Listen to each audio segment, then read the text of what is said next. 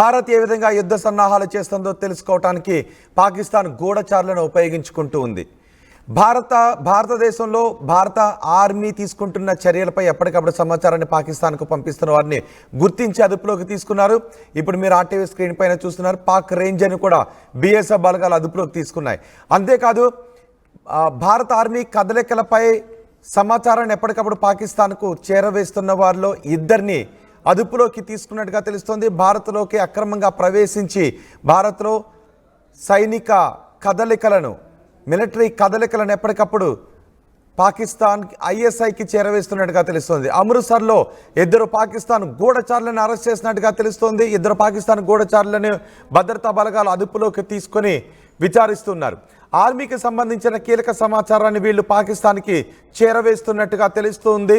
అంతేకాదు రాజస్థాన్లోని ఫోర్ట్ అబ్బాస్ దగ్గర సరిహద్దులు దాటడానికి ప్రయత్నించిన పాక్ రేంజర్ని కూడా మన బీఎస్ఎఫ్ జవాన్లు అదుపులోకి తీసుకున్నారు. భారత్లోకి చొరబడి భారత్లో మన సైన్యం తీసుకుంటున్న చర్యలకు సంబంధించిన వివరాలను ఎప్పటికప్పుడు పాకిస్తాన్కి చేరవేయడానికి పాకిస్తాన్ గూఢచారులను పంపిస్తుంది. అంతేకాదు ఇప్పుడు ఎవరైతే గూఢచర్యానికి పాల్పడుతున్నారో మన భారతదేశంలో సైనిక సమాచారాన్ని పాకిస్తాన్కు చేరవేస్తున్నారో వాళ్ళు ఇంటి దొంగలను కూడా తెలుస్తుంది. పంజాబ్లోని అమృత్సర్లో అక్కడ రూరల్ పోలీసులు ఇద్దరిని అదుపులోకి తీసుకున్నట్టుగా తెలుస్తుంది.